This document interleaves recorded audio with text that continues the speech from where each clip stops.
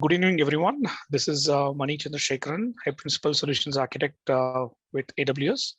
I'm joined here by my colleague Ram Prasad, and also Jayesh. So today we want to kind of give you an overview of some of the recent features with one of our container orchestration platform, which is Amazon ECS. Amazon ECS has been a workhorse container orchestration tool from AWS for many years now. And we wanted to share with you some of the key features that have been launched in the recent reInvent 2020, right? So with that, let me start sharing my screen, and we'll go from there. All right.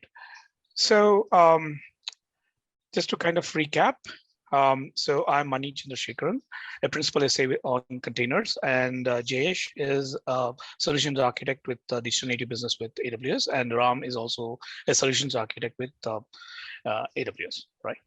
So our agenda for today is I will start off the session with Amazon ECS Anywhere, and then I would hand it off to Ram and Jayesh, who will then speak about an exciting new feature called Circuit Breaker from Amazon ECS.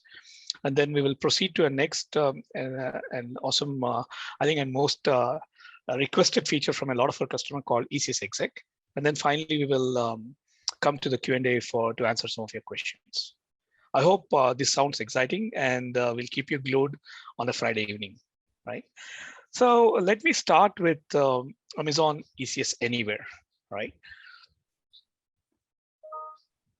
With ECS Anywhere, I just want to start off with a bit of introduction around the whole ecosystem of AWS Container Services and a bit around the ECS side of things, and followed by ECS Anywhere introduction, the reasons why we launched this service, and finally a bit about nitty-gritties of how ECS Anywhere works, and with a demo, right? I think demo is always something that kind of proves it's not just slideware, but something that really works. That's a theme that we want to kind of showcase in the rest of our talks too, right?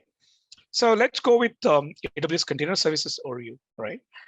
So one of the things that reasons why customers adopt containers is pretty important, right? It's not just because it's a buzzword or it's something the current trend, but one of the things that I do speak to customers when we start talking to them about their adoption of containers is around some of the key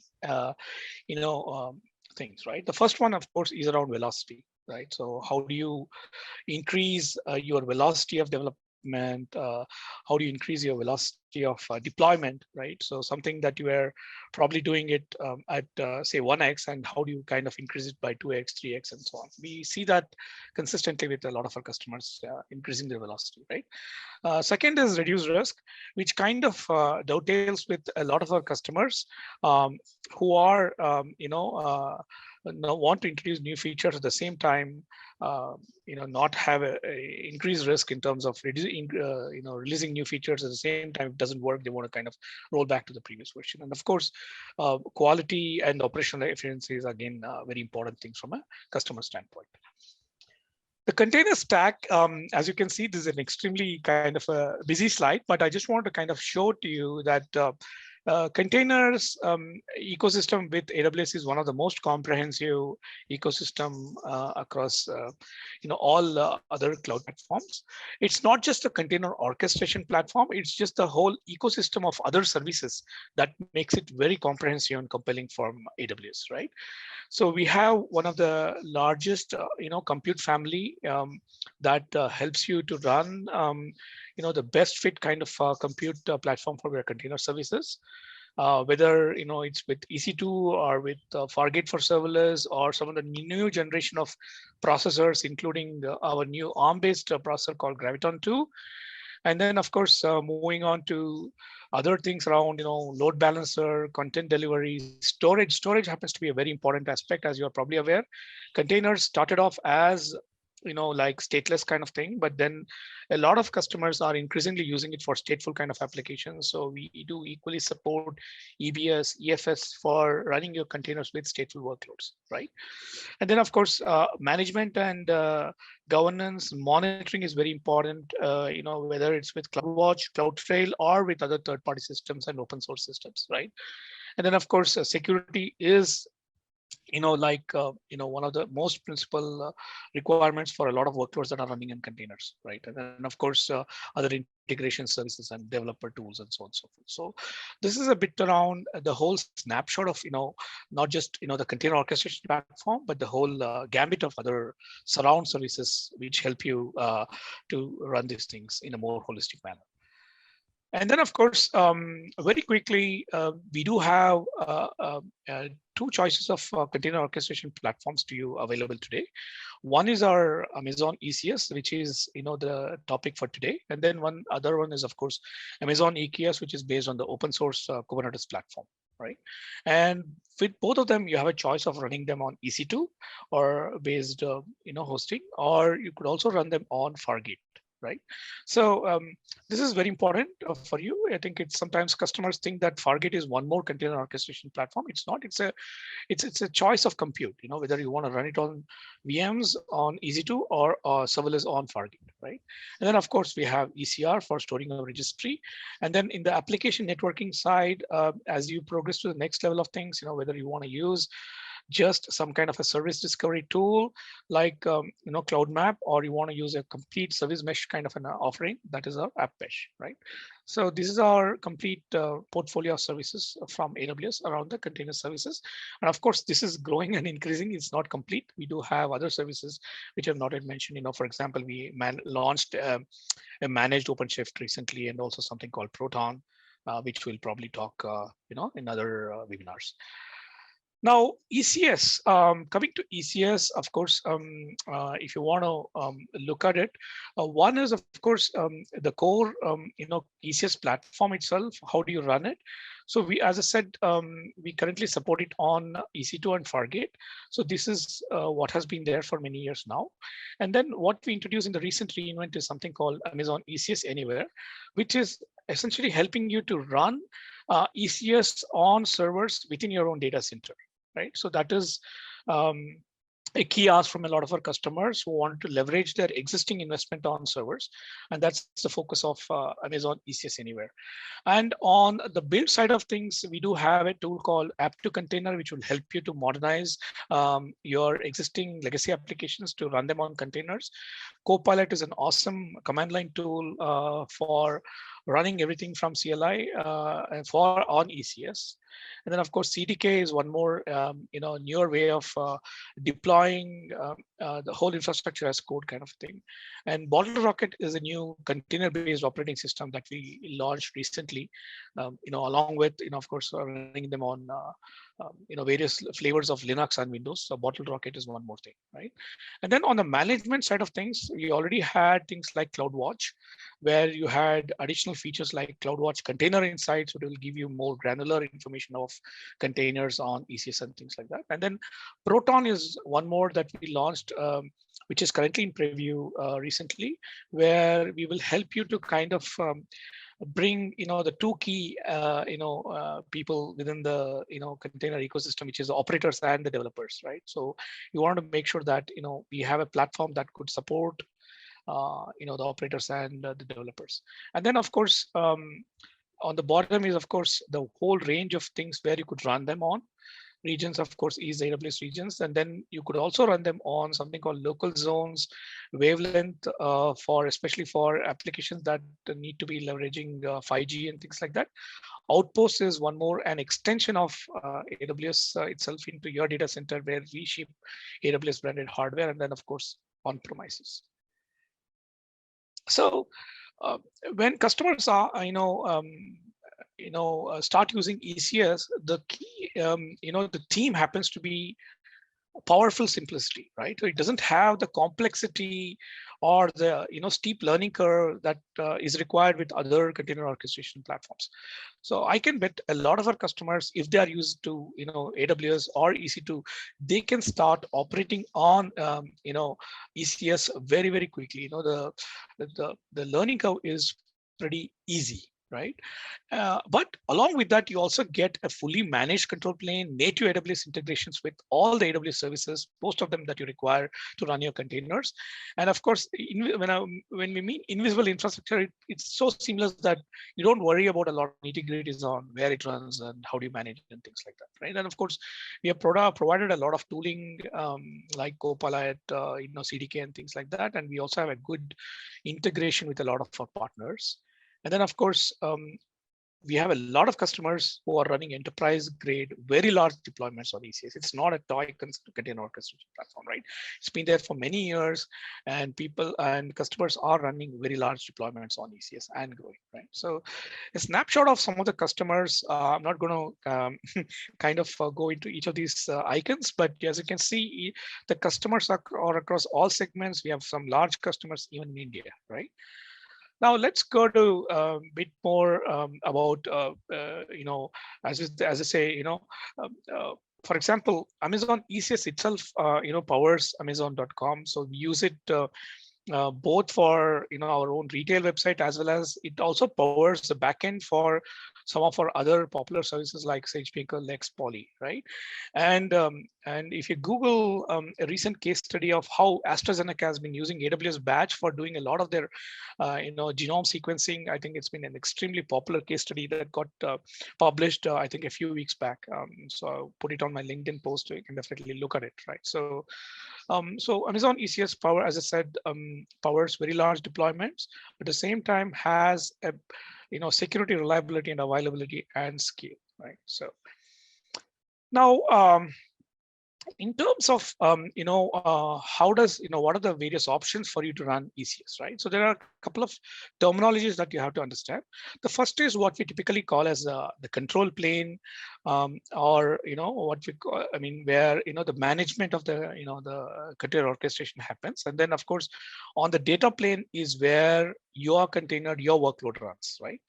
So the control plane is managed by AWS in terms of the ECS, and you could consider it as a black box in the sense we take care of the entire management, deployment, scheduling, and of your container applications. In terms of where you run, so currently, as I said, we have three options: serverless with Fargate, EC2, a choice in running on AWS regions, local zones, or wavelength, and then of course Outpost, where we could ship you hardware to your data center and you could run them. So typically you can consider Outpost as an extension, as an additional availability zone that is running in your data center.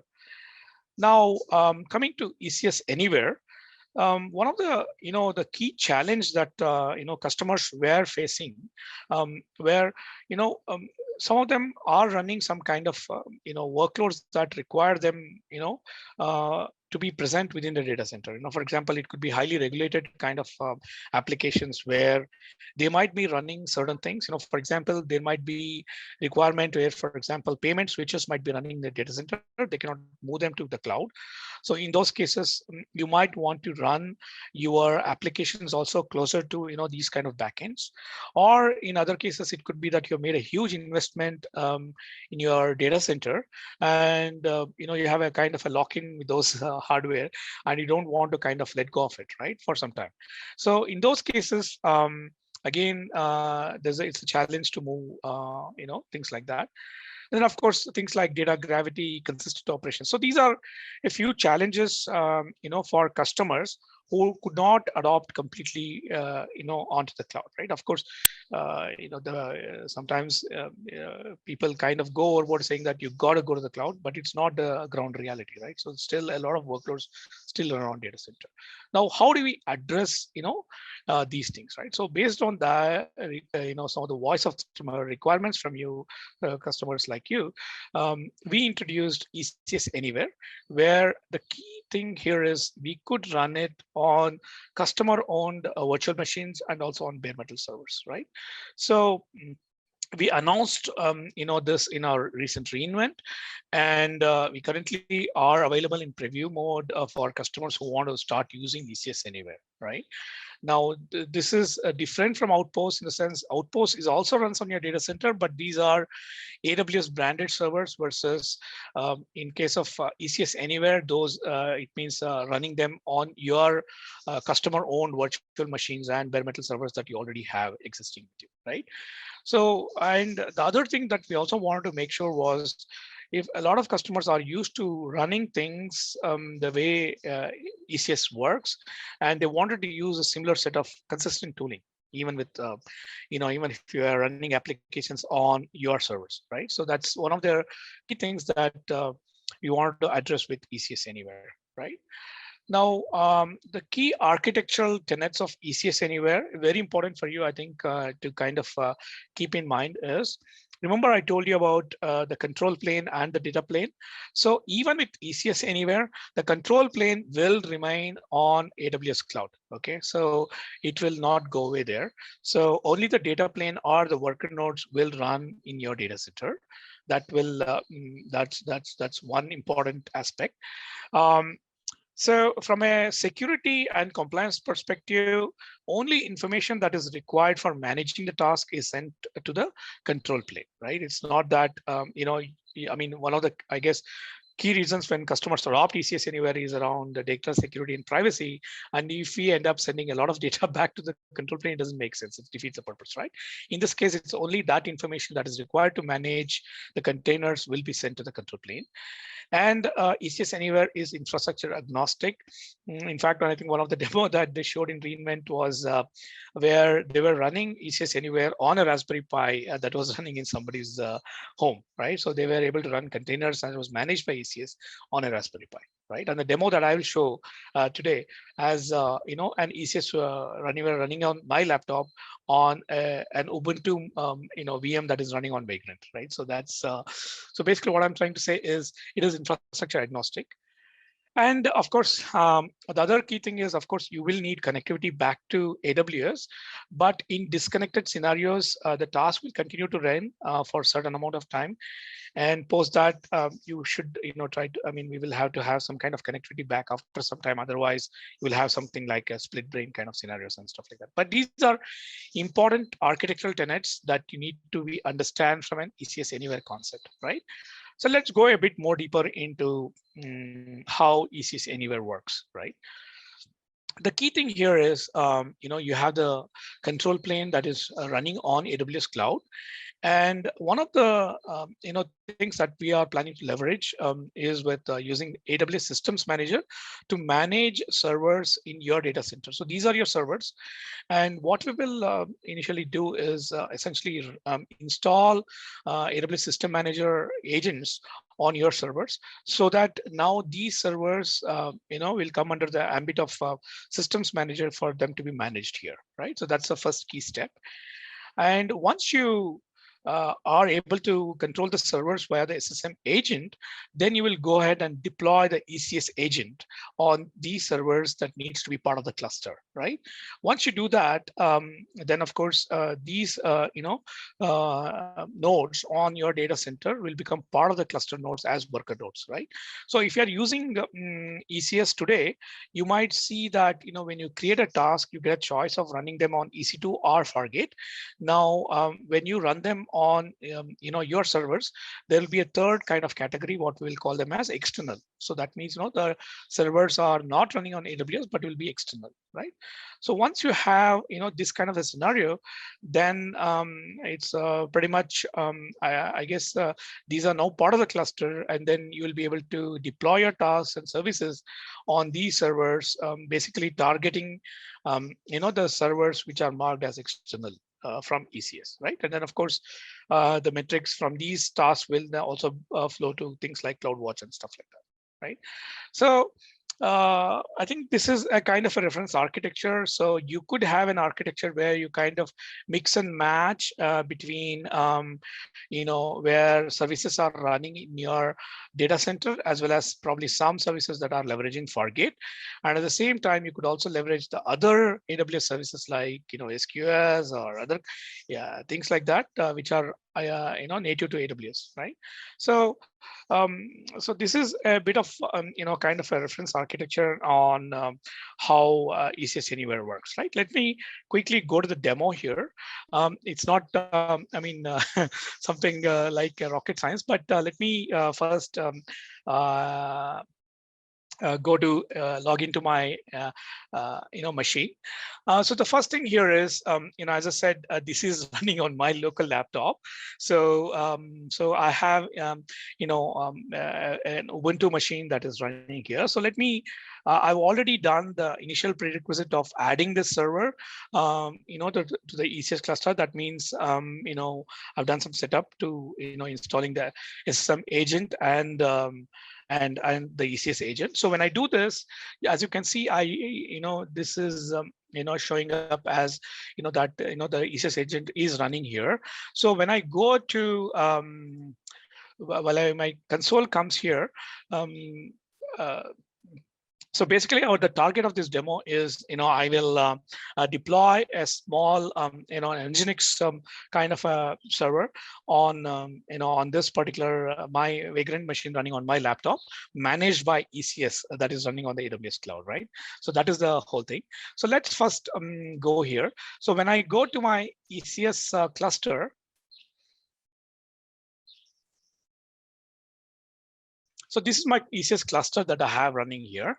If I go here and look at my ECS instance here, as you can see, I have one container instance, and this is actually the one that have it running in my laptop, right? So if you also again go to the AWS Systems Manager here, and if I go to my Fleet Manager, you will see that this server is actually being managed by the AWS Systems Manager, because we also have the SSM agent deployed here, right? So this is my local machine that is running on my laptop, which is running Ubuntu, right? So this is the the basics of getting. So obviously you can extend it to servers, multiple servers, and so on and so forth. But this is the whole concept of ECS Anywhere, right? So the control plane exists on the AWS cloud versus the servers that will be running on your thing. So let's do a quick sample deployment of a simple service that I wanted to kind of deploy here. Just give me a minute, please. So what I will do is I will go here and deploy it, right? So if you look at this, I'm targeting this, my existing cluster, I'm giving it a name, and I'm saying my launch type is external to basically to make sure that, the tasks that run on this particular ECS service should launch on this, the server that is running on your data center, or in that case, in my case, the Vagrant box on my laptop, right? And I'm running, I already have a task definition that I've defined for running Nginx. And of course, I do this, right? Oh, sorry, I'm running this in this. Just give me 1 second. I just running it in a different window. Okay. So let me run it here. Sorry, just 1 second. There's a small typo. Oh yeah, okay. Just give me.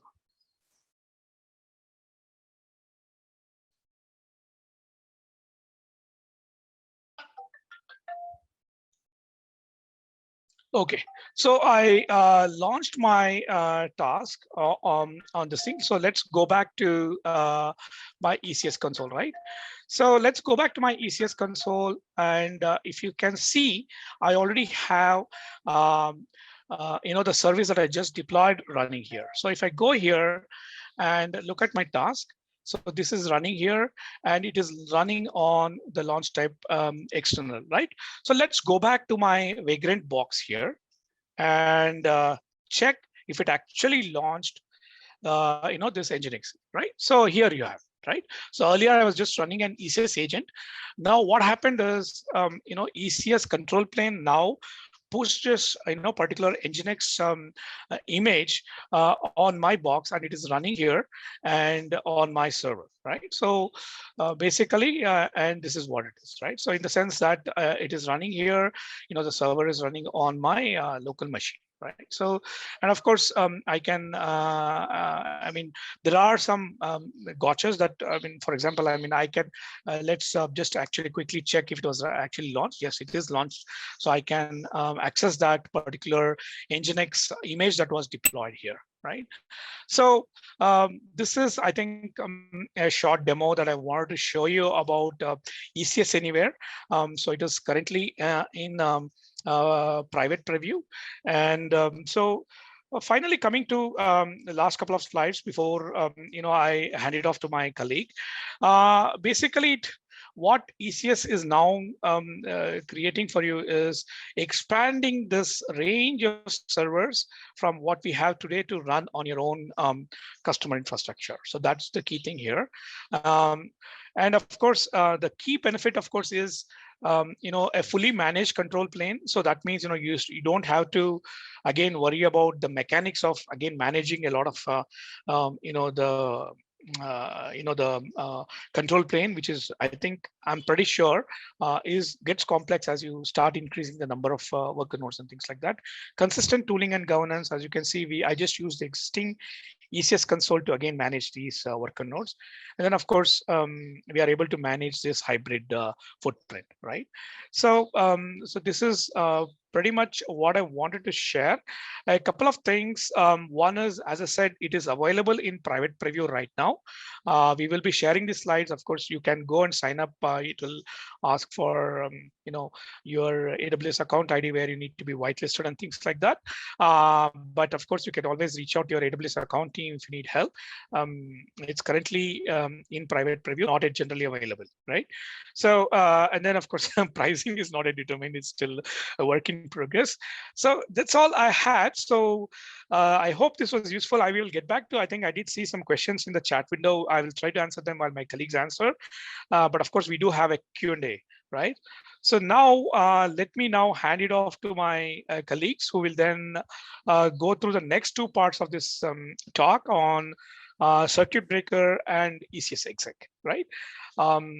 So today we are going to see two exciting features which were released as part of ECS offering from our end. So we'll start off with ECS deployment secure circuit breaker and ECS exec. So these two will give more power to basically manage your large scale containers deployment on ECS platform. So we'll start off with ECS deployment circuit breaker for Amazon EC2 and AWS Fargate, and then we will move on to Amazon ECS exec for EC2 and Fargate. We'll see how these tools will work in action. So before even going there, so first of all, what is ECS deployment circuit breaker? So customers asked us, like, is there an automatic way to roll back if there is a service failure, if there is an unhealthy service being deployed into a fleet? So this ECS deployment circuit breaker is actually meant for that, right? So there is no need to manually intervene the deployment and then roll back the malfunctioning piece of software or whatever it is, right? So it can give you a nice way of automation within the deployment. So it actually came from our customers. So what our customers have asked for is basically automatically roll back unhealthy service deployments without the need for manual interventions, minimize resources being consumed for filing tasks, because always these resources will be running unnecessarily, right? Which may also lead to some cost. To avoid the indefinite deployment delays because of these failures. So let's see some of the common scenarios where deployments can fail often, right? So there could be breaking changes in the code, service misconfigurations, lack of resources available, health checks failing for applications which are meant for production deployment. So these are some of the common scenarios where deployment can fail. So there are some consideration, before you deploy ECS circuit breaker. Currently, it is only supported for rolling upgrades, rolling updates. It is not supported for ELB classic load balancer because we have three different types of load balancers available in AWS. It starts off with classic load balancer, then we have application load balancer and network load balancer. Classic load balancer is something which is a very old version of load balancer which we are not currently supporting for this circuit breaker. Either you have to use ALB or NLB basically. Latest EC2 AMI and Fargate 1.4.0 plus versions are supported for circuit breaker. Also, one more important thing to consider while you configure ECS deployment circuit breaker is to enable this. This has to be explicitly enabled in the deployment configuration. So you will actually see while you see the demo from my colleague Jayesh how it can be done. So this is an high-level flow of how a deployment circuit breaker, ECS deployment circuit breaker works. So whenever deployment happens, so this will actually check for if there are any tasks in running state.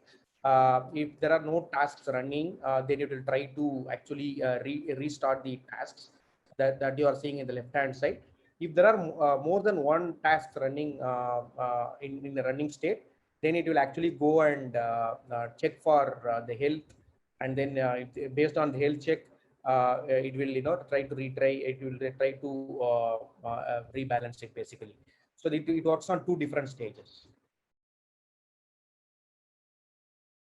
So in this short demo, you will see a working Python Flask-based web server which got deployed into ECS cluster. We will actually simulate an health check failure. We will show you how you can inject a health check failure, and we will also deploy with circuit breaker option enabled for this cluster and verify whether circuit breaker event is actually triggering the automatic rollback or not. So some of the common use cases which you can actually apply right after seeing the demo is you don't have to actually manually monitor the deployments of ECS. So when you configure this, the automatic rollback is there, right? So you don't have to do it manually, and it can also help you to manage the indefinite ECS deployment events in the past. So how many indefinite ECS deployment events which has happened, right? So manually how to intervene the failures and then go and address it, right? So these things can be very well actioned with the help of ECS circuit breaker. So with this, I will hand it over to my colleague Jayesh, who will actually walk through how an ECS deployment circuit breaker can be configured and used. Over to you, Jayesh. Hey, thanks, Ram. So let me share my screen. Okay, I'm sharing my screen. I hope it is visible now to everyone. Basically, I will be following set of commands, and as we go along, I will mainly talking about what command is doing and why we are doing why I'm executing this command. I have to save the time, like I have created some of the resources already.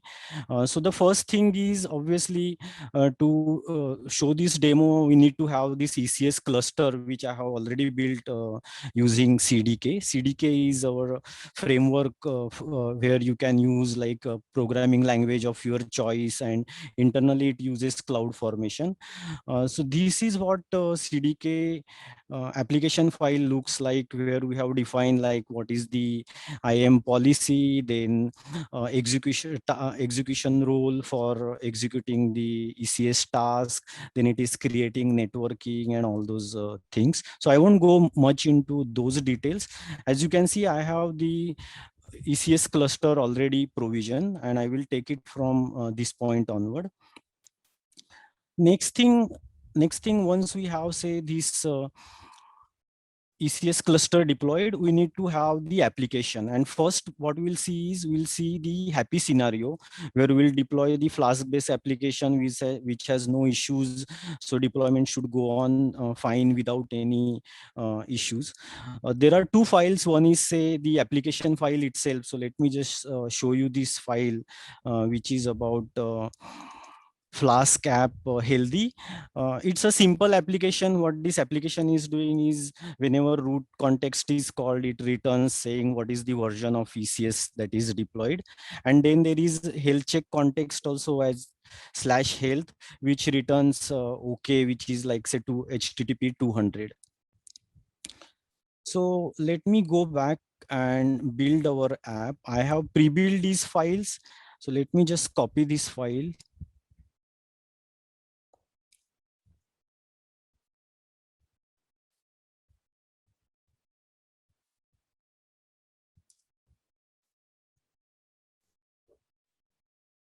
I'm just copying this file. Then obviously to build the image, we need the Docker file. So let me just show you Docker file. Again, Docker file is also very simple. It uses Python environment. It runs on port 5000. It is copying this application app file as a Flask_app file as the app file. And then it installs all the required modules and it starts the Flask server. So using this file, let's build our application. So let me first copy the Docker file. I have pre-created this file. So I will copy this file into my environment. Next thing is, as I said, I have already created the infrastructure where there is already ECS cluster and other resources. So these commands are just getting all that information and storing as environment variables. Then let me log into ECR registry. So I'm just logging into ECR registry. As you can see, login is succeeded. Then next is let's build the Docker image and push it to the ECR. So let's do that. As you can see over here, it is building the Docker image with tag as Flask CB demo :working. So this is a working or a happy scenario what I just talked. Once we have say Docker image created, we also need the task for the ECS. So let's just copy the task. I have again created the task definition file, and let me walk you through this task definition file. There is a task definition file called healthy. What it does is it uses this image called working because this is a happy scenario.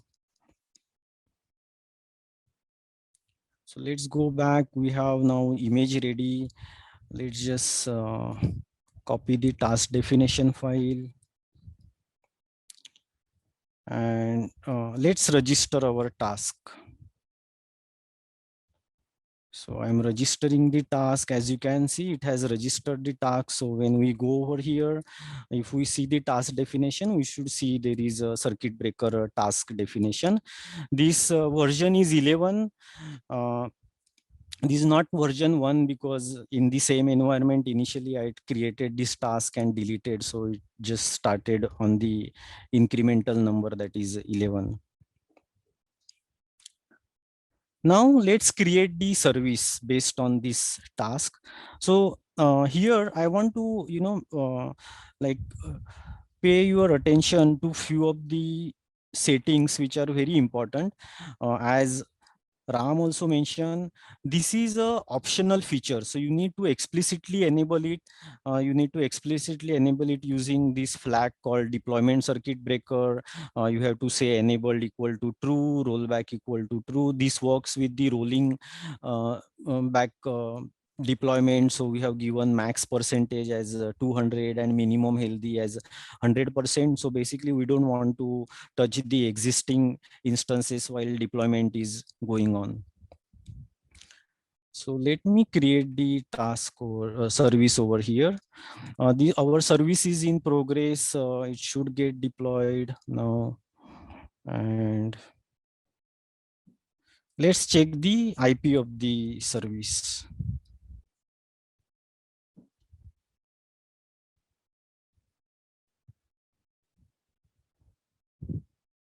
Okay, so this is the IP of the service. So let me just open this in the browser. The deployment is looks like just going on. Let's see what's happening. So clusters, CB demo, as you can see, there is a CB demo service deployment going on. Let's check on the tasks. So tasks have been deployed and they are going from pending to running state now. So we should see now our service up. Okay, you can see our service is up. The version of the image that has been deployed or that has been used by the service is circuit breaker 11. Let me go back. Now let's inject the health check failure. Now let's create the scenario where say deployment is failing. And as Ram mentioned earlier, there are two stages. The first stage is during deployment itself. If there are failure, once it goes certain threshold, it will roll back. The second stage is the deployment is successful, but health check failed. So in this case, this will go in the second stage because we are injecting the health check failure. Let me just copy this file which I have pre-created. Let me just walk you through this file first, what this app is doing. So it's the same app. It is returning like version of the service task that is running. However, if you check on this /health context, it is returning HTTP 500 and it is returning as a unhealthy. It is not returning say HTTP 200 and okay, which is okay. So basically, just for purpose of the demo, we are injecting the failure for the health check. So I have copied this application, which is a broken application file. Then let's create one image called broken now. So the tag is broken and we'll build image again. So let me just build this image.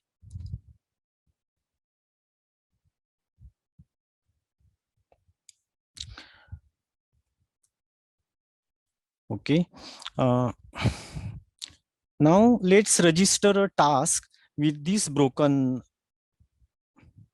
image. So again, I have pre-created the file and I will register the next version of the task. Let me just show you this broken task file. The only difference is basically here now it is using this broken image of the image with the broken tag. Let me go back over here. So we have created now, we have registered the task. Now let's update the service with this broken task.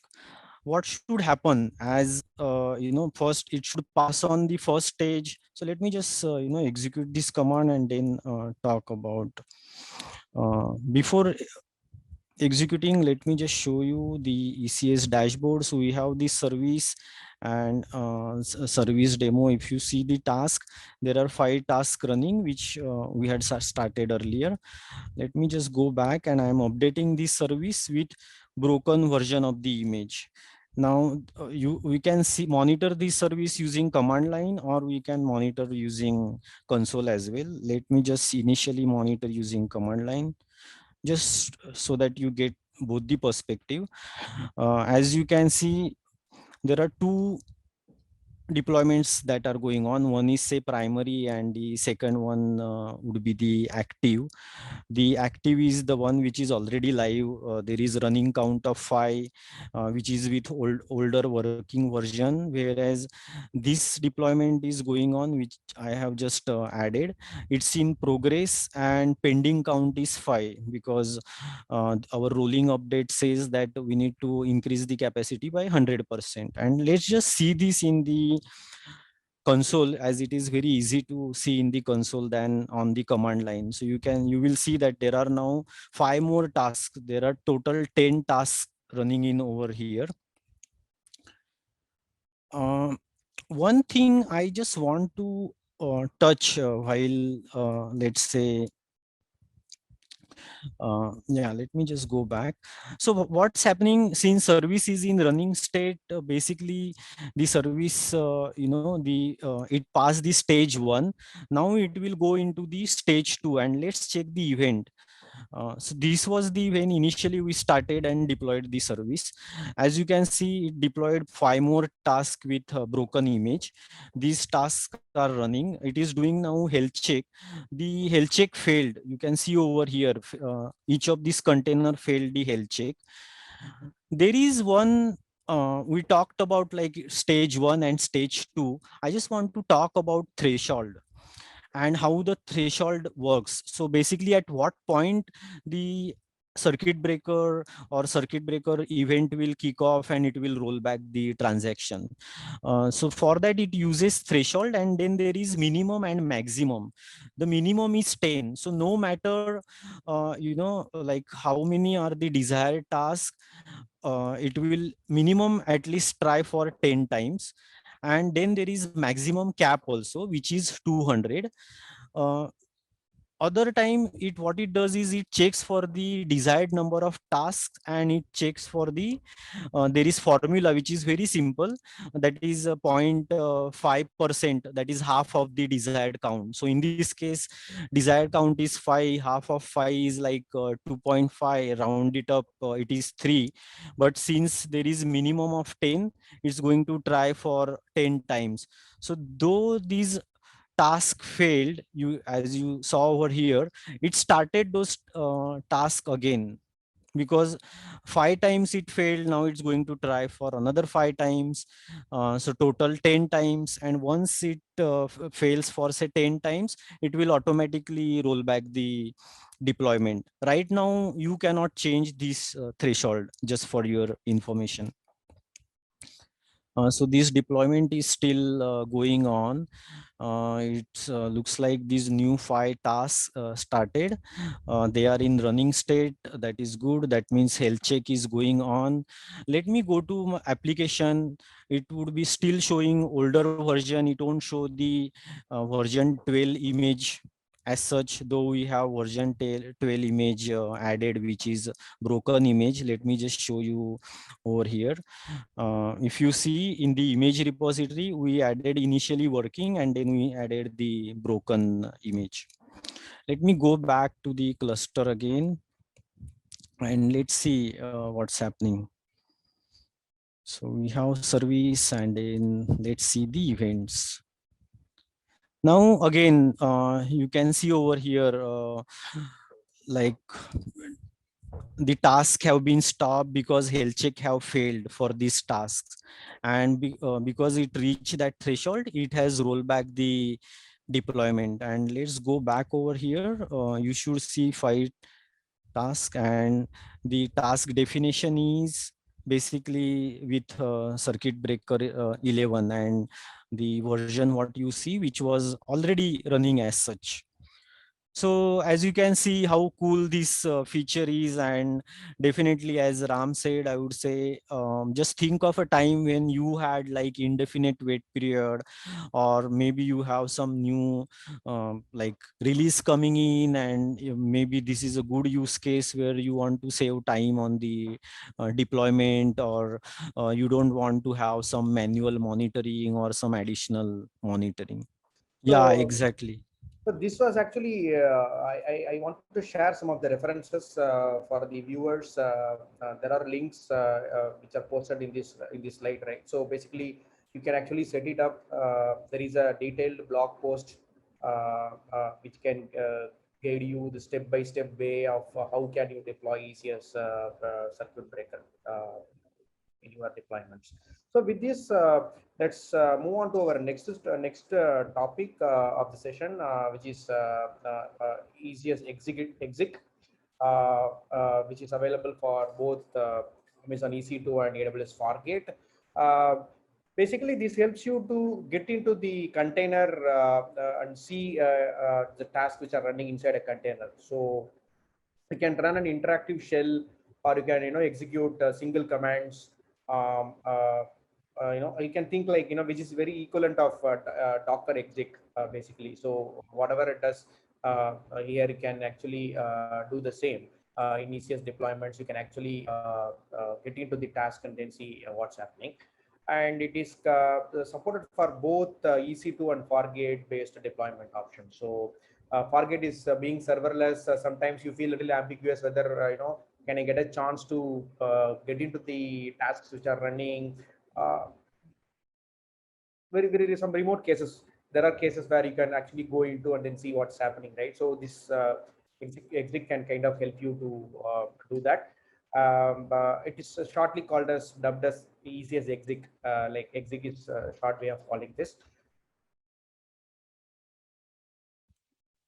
So it has also come from customers. Mani mentioned at the beginning. So this is one of the most sought feature requests from our customers, especially on the ECS side, to give some sort of capability to log in, to get into the container and see what's happening. It can actually help you in terms of eliminating multiple SSH connections happening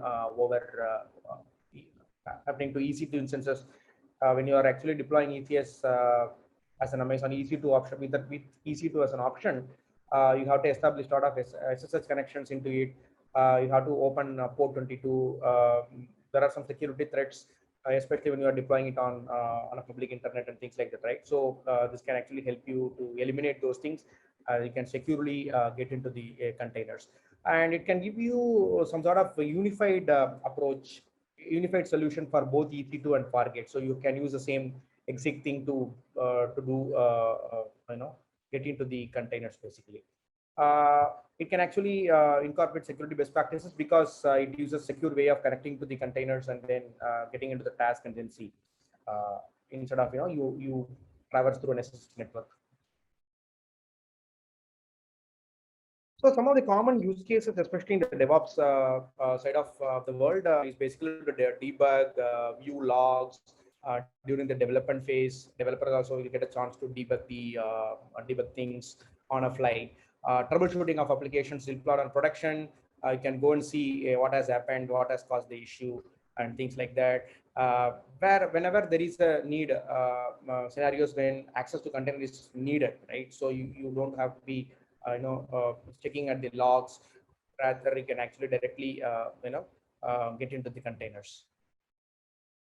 So this actually tells you how it works. So it can be invoked from an AWS CLI. At the left hand side, you can see AWS CLI users can actually execute the ECS exec command, and all the ECS exec commands are actually logged into AWS CloudTrail, which can help you in terms of some sort of security auditing, who has done this action, who has executed this command, and things like that.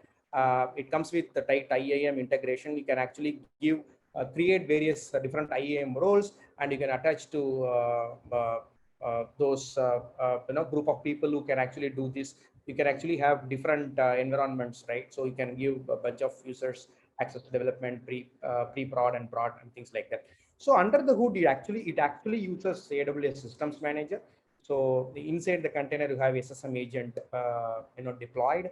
You can see the core app is your application, and SSM agent is there, and then the systems manager will connect to SSM agent, thereby executing this ECS exec command.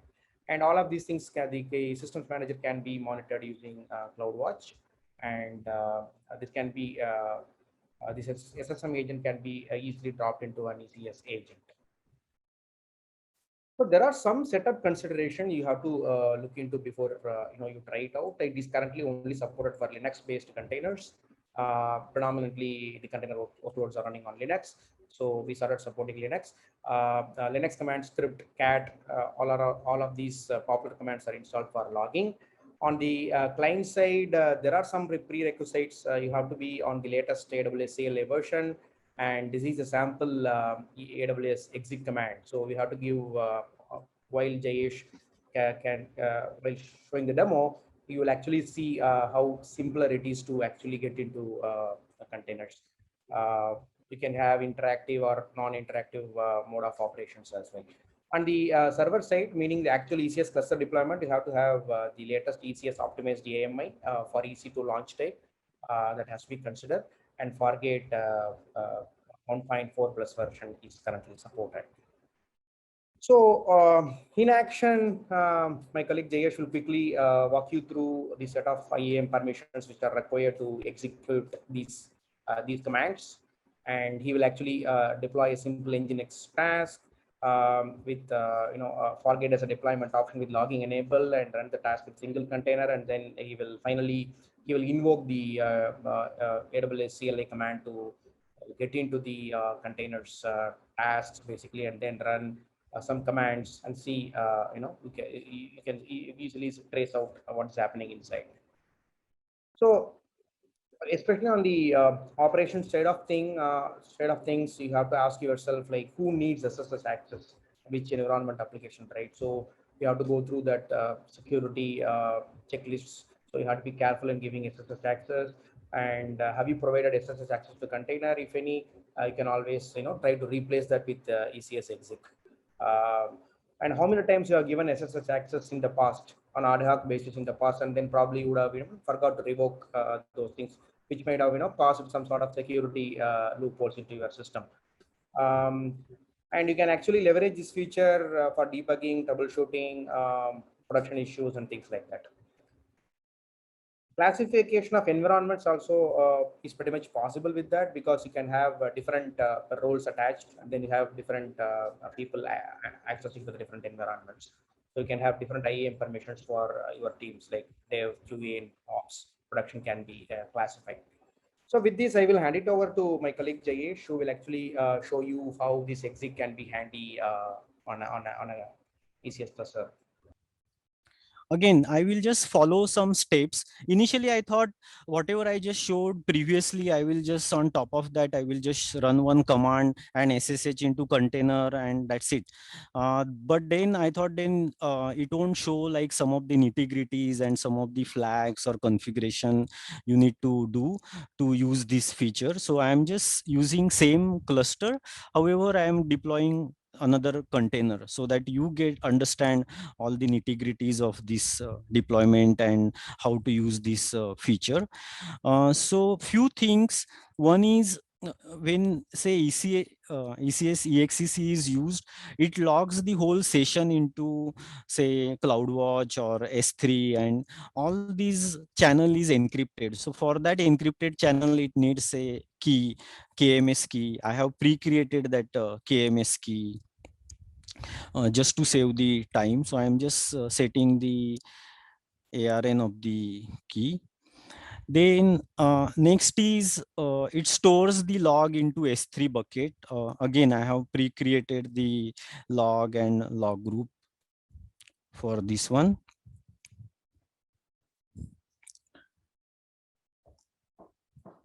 Let me set some environment variables, because it will deploy this into that cluster and it will use those parameters.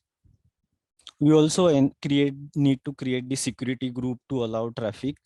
So I'm just creating security group as well. In this case, we are using Nginx image, which already has like two things are required on the Linux container side. One is cat command, and the second one is most probably most of you would be knowing, which is a very good command called script.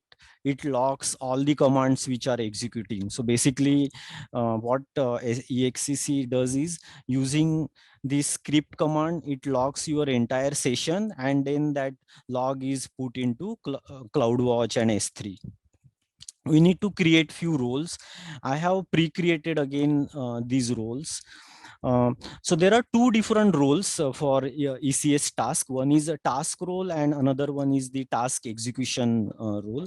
And for the task execution role, you can just attach this manage policy. However, for task role, we have created inline policy, mainly showing like this policy needs to have access to say SSM agent, because it transparently executes SSH agent along with your main application. So in this case, let's say if I am running Nginx, along with Nginx, the SSH agent will run in the container. Just one point to make, this is not a sidecar kind of pattern where there is say another container running. This is running in the same Nginx container as a separate process. So I have created these roles. So I won't create, but just to give you idea that what these roles look like. So this task role, as you can see, it has access to decryption of the KMS key because that is used for encrypted channel. It has access to S3 to store the logs. All these access needs to be given. Then it has access to SSM because internally it uses the SSM. Let me go back to the instructions. Now, one point to note that there is one flag which needs to be set at cluster level also. So I'm just using the same cluster which we had used earlier. Now this flag, by default, this flag is not set when I say describe this cluster. So let me set that configuration, and you can see over here, there is a separate configuration needed, which is which says that execute command configuration logging is default logging is has been override with say KMS key, and then it creates a log group, then it also stores the log into S3 bucket. So I'm just going to update the cluster with all these details. And let's say if I query cluster again, you should see this configuration. You can see over here, I just queried the cluster, and you can see the configuration related to execute command configuration. Next, I am creating separate task which is using Nginx image. Let me just show you this task. So let me go back.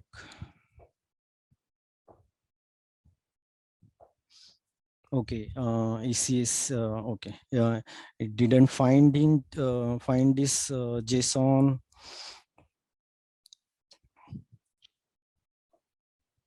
Yeah, that's because this file is in another directory. So let me copy it first. So let me show you this file, what this file is doing, ECS demo.json. As I was just showing, it uses standard Nginx image. Again, there are a couple of things I want to add over here. In this image also, say logging has been set, and these are the important parameters like task execution role and the task role. So let me just copy this file, cp ecs, or let me just go to ecs exec, and I'm running this command over here. So it created the task. Let me go back. Now I have registered the task. Now I'm going to run the task.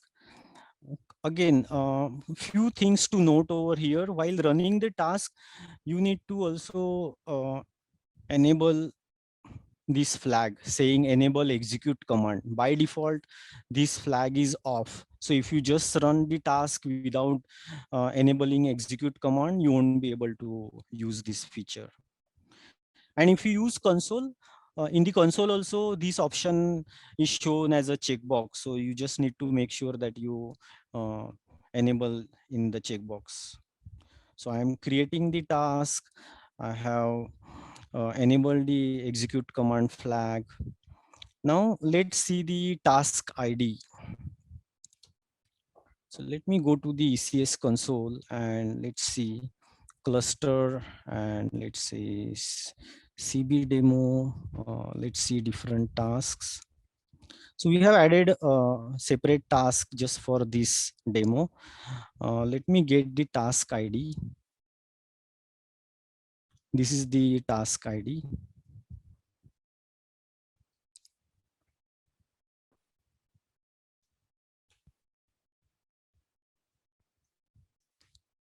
We can describe task instead of on the command line, we can just see it on the console as well.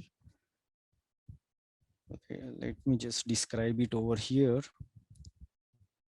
as I want to talk about one of the parameter.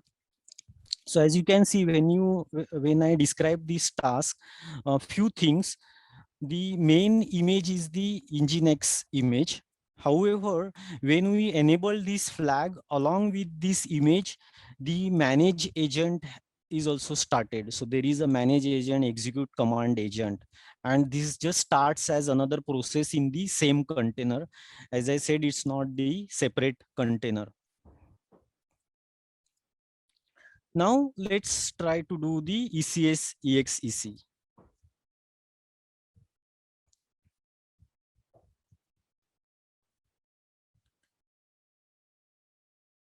Okay, cool. We are into the container. I can do ls say ls minus al. I can do pwd. All this entire session is logged using script command, and then once I exit from this session, it's logged into CloudWatch. Apart from CloudWatch, I also want to talk about one more point. It also tracks all these execution into Cloud Trail as well. So let's say if someone tries to execute this command and tries to use this ECS exec, the same is logged into CloudTrail. So basically you have audit of who logged in into container at what time. One more point I want to make, the CloudTrail has visibility only at this level. So let's say it will log that say I executed this command and I executed say /bin/bash. But once I'm in bash session, what I did, CloudTrail won't show that because CloudTrail does not have that visibility. However, CloudWatch will show what I did in this bash session. Whereas if I say execute command, which is like say single command, maybe say ls minus l, in this case, it will execute this command and it will just execute. Sorry, it will just exit from the session. So as you can see, it executed ls minus l and I'm back to my command prompt. So it didn't take me to the container SSH session as well. So in this case, CloudTrail will have both the details because CloudTrail has now visibility as such for ls minus l. However, this output will again go back to the CloudWatch. Thanks, Ram. So I was saying, so I think awesome demos, Jayesh and Ram. I think, of course, I think, I think we listen to the voice of customer, and, ECS being a workhorse container orchestration platform from AWS, things are improving in terms of features, and we have an exciting roadmap. So if you have not yet done it, I think our complete roadmap for the Amazon ECS service is out there for you. I mean, if you Google AWS containers roadmap, you'll be able to go to the GitHub link, and and definitely you can look at what's coming, and of course you can also, definitely if there's a specific feature that you're interested in, you can do a +1, or of course add service. This is being monitored completely by our product managers and our service teams, right? So I think that is one thing that I wanted to kind of share. And of course, we have answered quite a bunch of questions on the Q&A. I think, Jayesh, I think there were, some questions probably on the ECS exec part. I think somebody had a question. I think Rajkumar had a question on, is it a good practice to run two processes in a container? What if the script process stops? I'm not sure if that was related to your demo or. Okay, so in this case, I would say this particular process, like the question is about two processes. So SSM agent, it's a manage agent, it's a battle tested agent. It's not something say, you are trying to execute alongside with your main application, which probably have not tested or have varied. So you can use this as such because it has a lot of other security advantages as well. So instead of trying to come up with your own solution, or if you instead of of having, say, another container just for ECS, EXCC, or for that matter SSH, it will be challenging. So I would say in this case, it is a kind of exception, and it's okay to use the another process for ECS, EXCC. Great. Thanks, Jayesh. I think the other question, I think, which I'm going to kind of repeat to the rest of the audience is, I think generally from Fargate and EC2, I think this is a very common question on what to use where. I think one of the things that you demonstrated using ECS exec, I think was one of the most common requested features, which was, I think, some of the customers really requested it. But I think generally from a point of view of guidance, I guess Ram and Jayesh, you can add, but to me, I think generally, when I talk to customers, I say, look at Fargate first, and then only if there is like an exception, look at EC2, right? So between you folks, what other guidance could you use? Could you share, on say an EC2 versus Fargate for ECS? Jayesh? Yeah. Okay. So what I would say is, Fargate brings a lot of differentiating factors, especially like it's all serverless, and basically you don't have to worry about your underlying EC2 instances. Then you don't have to worry about, say, patching of those servers. You don't have to worry about all security aspect, manageability aspect. Whereas if you go with, say, ECS on EC2, you need to take care of all those things, and that's where it makes sense to go ahead with the Fargate, because you can focus on your business logic, you can focus on your application, and not all, say, infrastructure related stuff, or not container orchestration and all those things. And basically time to market is important nowadays. Coming up with fast releases, like number of velocity of the releases, if you see nowadays, has increased a lot. So we have, and then a lean and mean team. So you want to offload all these things and just focus, again, I would say, on your application, and that's where Fargate brings the value, and you should go with Fargate. Ram? And also cost, right? So that is also very important, right? Instead of you run it on EC2, where you are going to spend more, versus Fargate, a serverless approach for your containers will always be cost efficient, right? So that is also another angle customers can always think ahead of Fargate. I agree with you, because the first choice would be use Fargate. If not, and then try to switch to EC2. There are if you're not getting right set of combination in terms of CPU memory, then probably you can always switch back to EC2. Correct. So yeah, I think those are good points. I think the only couple of things, currently Fargate is currently a Linux only kind of a construct, versus ECS with EC2. I think we do support Linux and Windows, and then of course some smaller things like privileged containers. I don't think are yet to be supported on Fargate as yet. And the last point is around the t-shirt sizes that we have for Fargate, where we currently have a max of 4 vCPU and 30 GB that you could allocate to Fargate. But then the counter question is, why would you want to have a container which uses more than 4 vCPU and 30 GB, right? I think then you're going back to the monolith kind of a model, right? So good. I think those were, I think, interesting questions. Any other things, Raman, Jayesh, that you want to share? I don't see any more unanswered, I think, questions as of now that you would like to share before we kind of wrap up. Yeah, I'm just going through the questions. I think most of the questions were answered. Yeah, with the reply.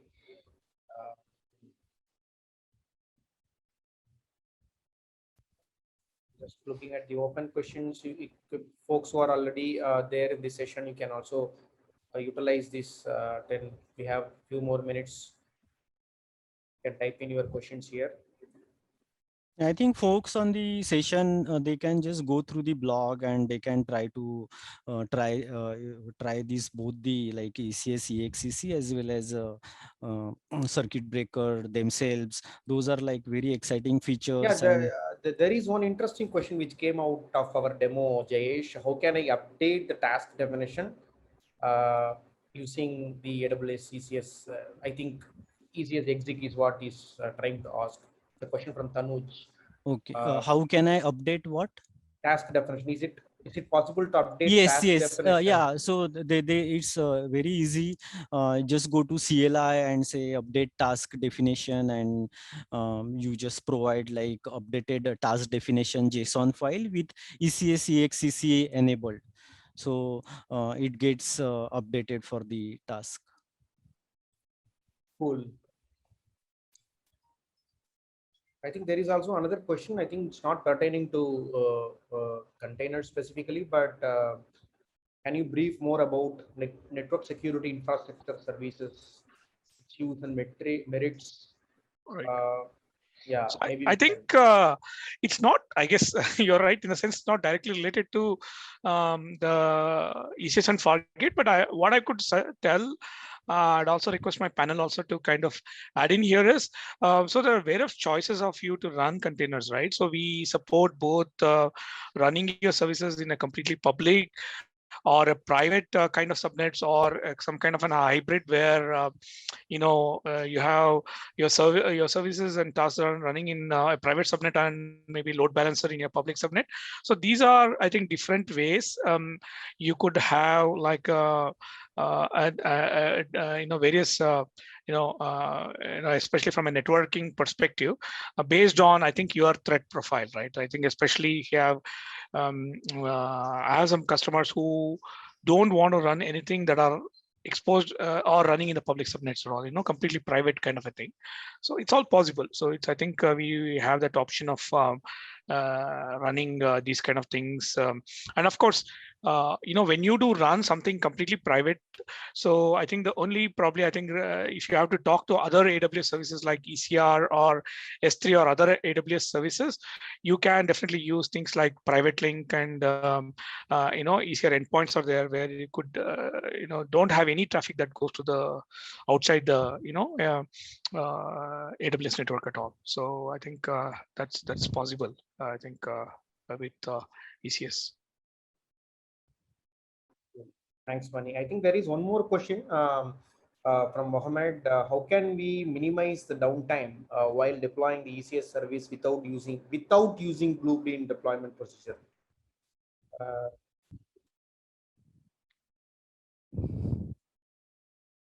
So I think he's asking without using Blue-Green deployment strategy, how you can minimize the downtime, right, while deploying. So I mean, see, the few common approaches which a lot of our customers have is, one is, of course, the native ECS services itself, where you kind of, when you update a service, it's like does a kind of an in-place upgrade kind of of the service. Or second, we also have a good integration between AWS Code Deploy and ECS itself, where you could definitely use things like canary deployments and blue-green deployments. That is possible. So Code Deploy is very tightly integrated with ECS, right? Then the other option is we also have a service called AppMesh. So where you could use AppMesh also to kind of route requests between like V1 and V2 of your services, right? So you can gradually shift traffic between two versions of your services, and you can create this kind of what you call as like a routing rules, so that you can say, for example, gradually there are various routing rules AppMesh supports, and then of course once you're satisfied, you can fully route traffic. So I think these are, I think, three popular choices, at least from an AWS service perspective, how you could use it to upgrade your services in a more what you call like a manner which does not break, right? So it's more, I think, a seamless way of deployment. Cool. Thanks, Mani. So I guess if not, I think it's around 6:27. So I guess I think this was a wonderful session. I think I'm not able to see how many people are still there, but I think thank you for taking the time. I think ECS Anywhere is definitely and I think well-awaited kind of a next a wave of evolution after EC2 and Fargate. So I hope you found this useful. Jayesh and Ram, any closing thoughts before we sign off? Yeah, thanks, Mani. I think all the three demos which we have presented, you can easily set it up in your AWS management console. Build document procedures are there, except ECS Anywhere, which is still in private beta. Those who are interested can get them white listed and then they get the access. Circuit breaker as well as ECS exec. You can easily set it up with. We have step-by-step procedures. We have blogged about it. Maybe we have already shared in this session. So I think kind of resolve with these kind of announcements which came up as part of that was from the customers, right? So I think hopefully it is helpful for them. Nice. Yes, I think I would say thanks to everyone and just enjoy your weekend. Cool. Thank you, everyone. Thanks, Stay everyone. safe.